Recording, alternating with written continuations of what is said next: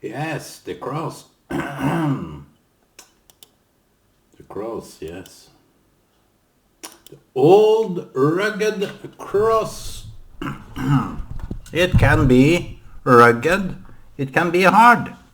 Sometimes we need to remind ourselves of the old rugged cross that saved a wretch like me. I was reflecting on something today, or something that I should have been talking about. I heard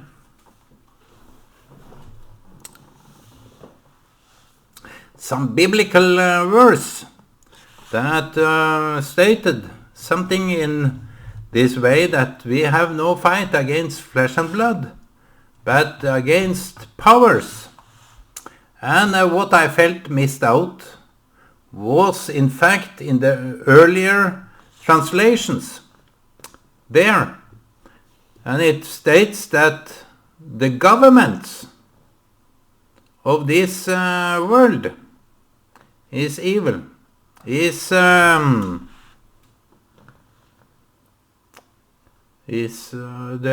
one that we have to fight. Yet again, it states also that we should be silent. But I think Jesus gave some kind of an example on what kind of a topic or what kind of a degree we should fight the governments of this world. It is this. For we do not fight against flesh and blood, but against the powers, against the authorities, against the rulers of the world in this darkness, against the spirit army of evil in the heavenly space. I think that is some kind of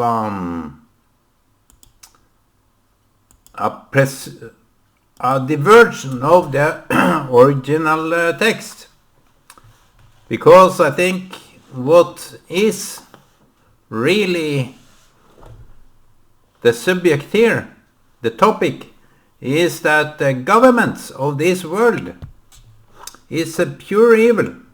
It's guided by evildoers, by corrupt nepotism and thieves, murderers. And it is stated also in the Bible that we are electing those people that do wrong.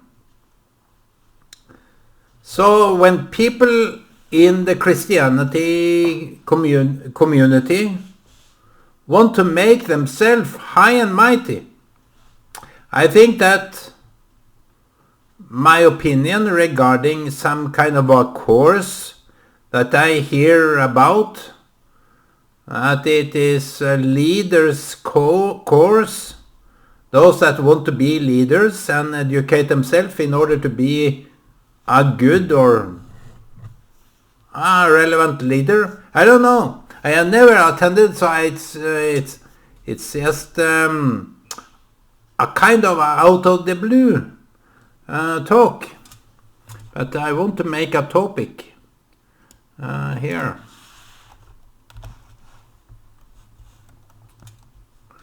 I want to make a topic that can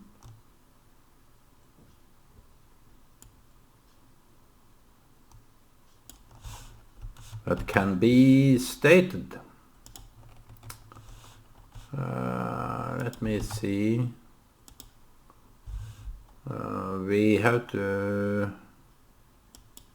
make it a little bit less. For we do not fight against flesh and blood. And the powers that we ought to fight, which many Christians have withdrawn, because they are mostly cowards. They are mostly scared.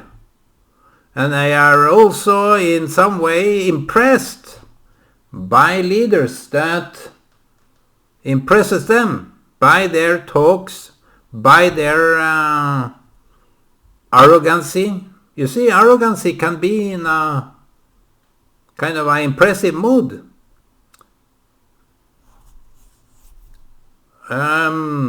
Because arrogancy can be judged as, if someone have this arrogancy, it would be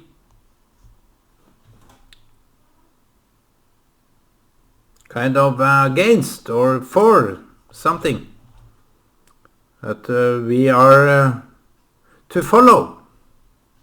And those people that make followers, I oppose. I don't want to go into that party that have a leader. We had a leader here for some decades ago, Arild Edvardsen, that many in the Pentecostal churches followed blindly. Arild Edvardsen was this kind of a guy that impressed people by his, what can I call it? It is a kind of an Americanized way of doing things, and he may have been to America and worldwide even before I came out of the crib.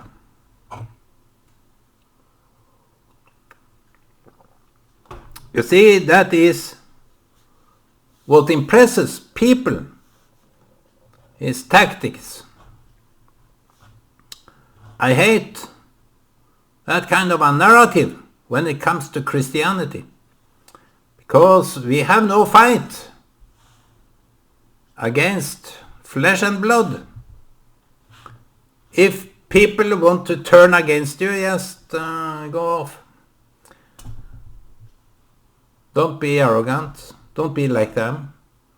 Be humble enough to admit that this is not your fight. I think many Christian leaders strive with the fight. It turns to fight for themselves than to fight for the reason they are put in those leaderships. You see, people can be turned to fight for themselves when they are put in a position. We see that in the big elections, national elections, that those that are elected, they end up fighting for themselves. And no difference from those people in bishops, priests, and leaders end up believe wholeheartedly that this fight is for me, not for anyone else. And people need to give me honor, because they even state, listen to this, they even state that God put them there. And it is also used to take advantage of the members, that the elders say, the one that is in a leader here, God put them there.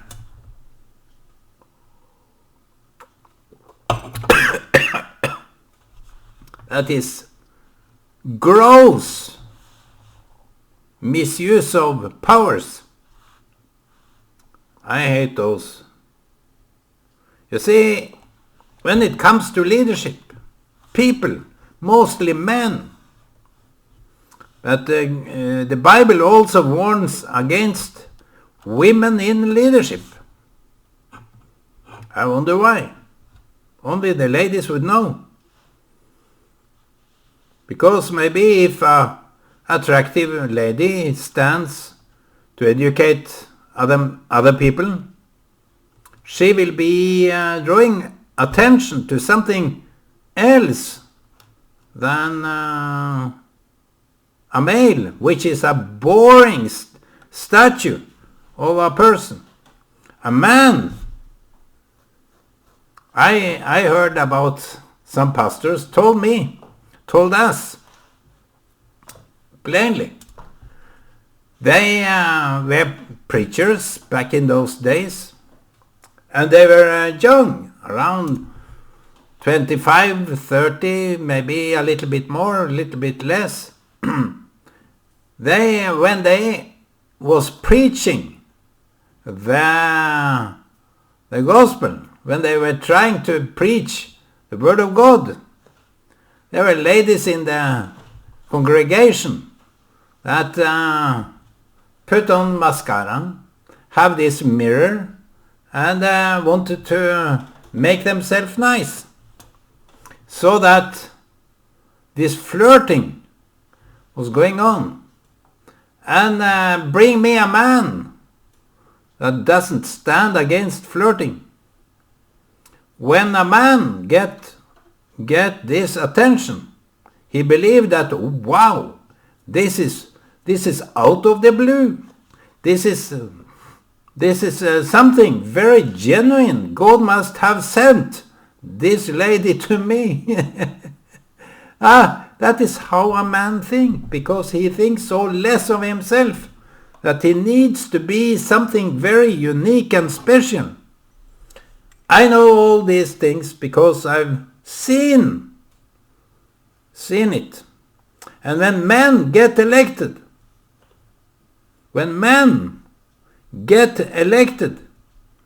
he think of himself that he is superior to anyone else.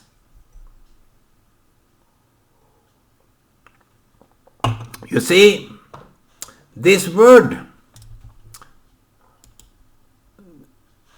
for we do not fight against flesh and blood. It's a good statement in the first place, because the agenda for the Christianity and for a leader is not to gain power. It's not to gain submission. It's to gain cooperation. I heard a Jew was talking about God, that he made us to be the partner for a better world. He gave us the Torah, the commandments and the law and the Bible. And by that, it's a degree of a tool to make the world to be a better place than it is already.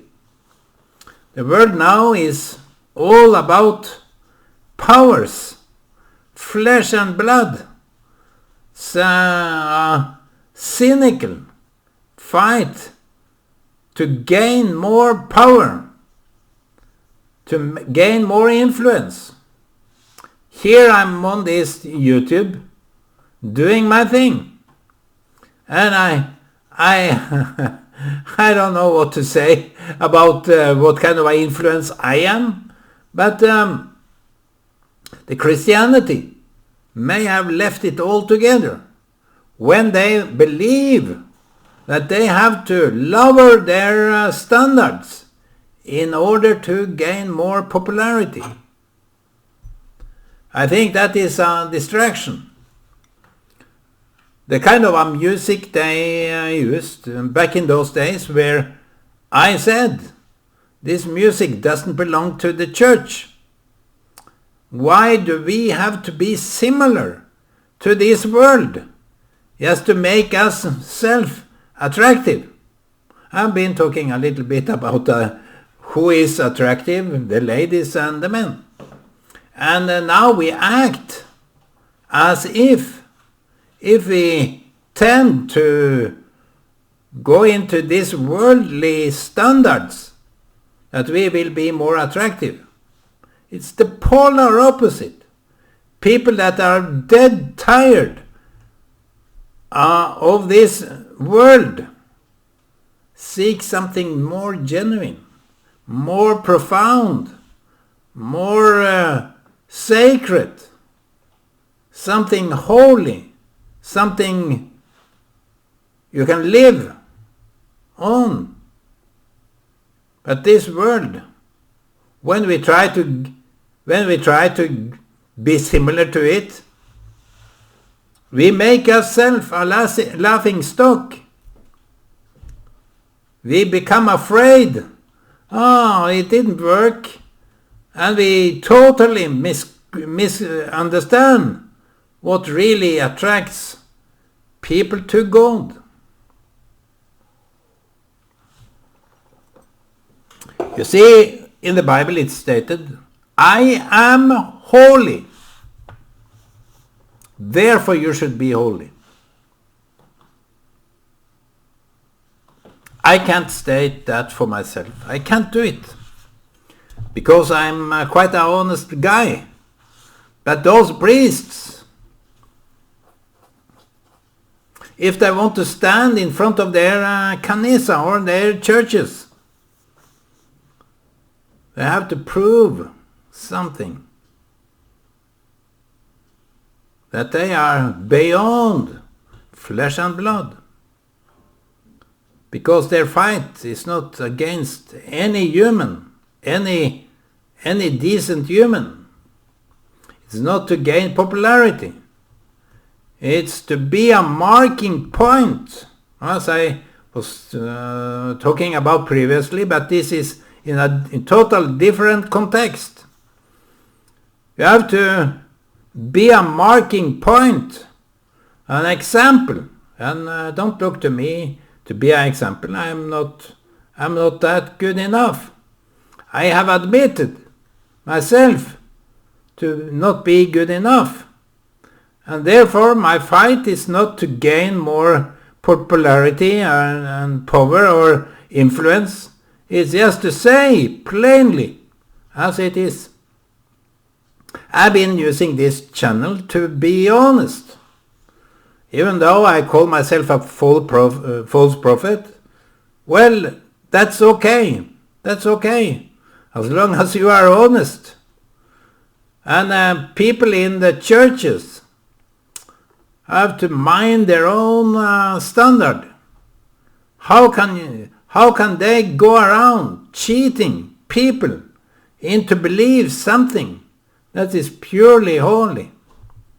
Be honest. Be honest. That gains respect.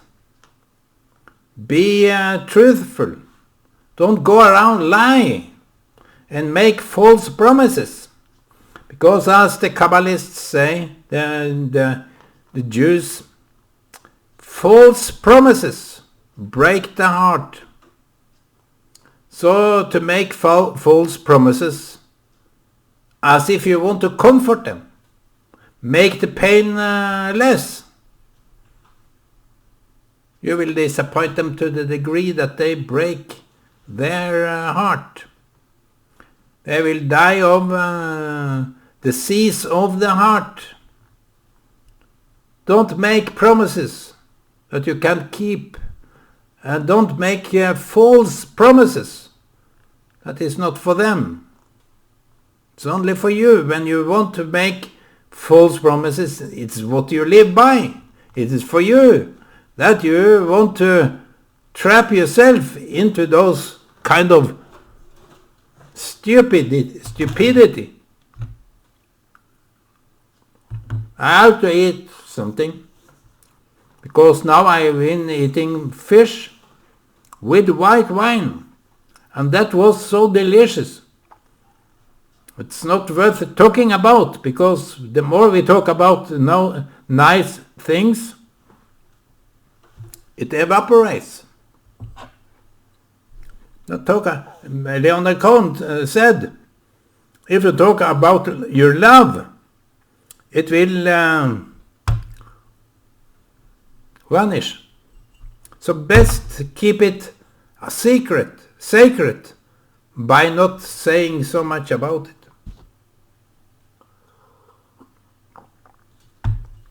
I think that is an important statement. love. You can talk about love all the time. You can try to prove your love by just talking about your love. But there is no love in that. It's just false promises that you can't really keep. It's for children.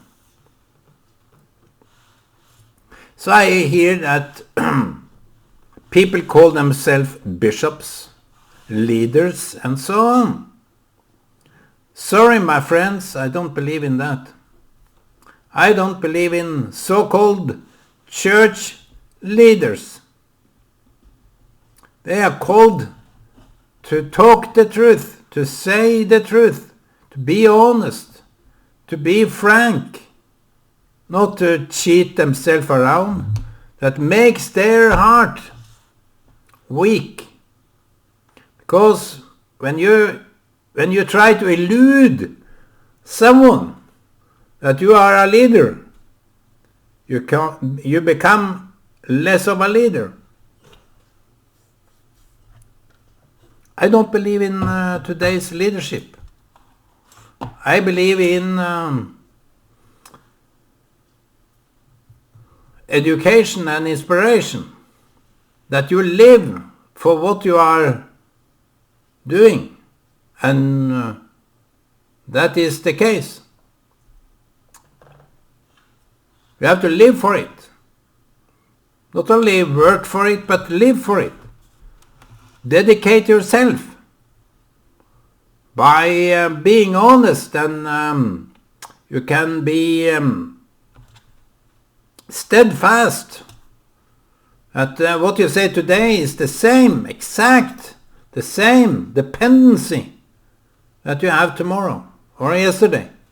People can refer to you as something very dependent and consistent with what you are talking about. But if the words become non-consistent with the acts that you are doing, it's a lie. It's so easy to prove a lie when your actions prove itself. I have been together with people like that.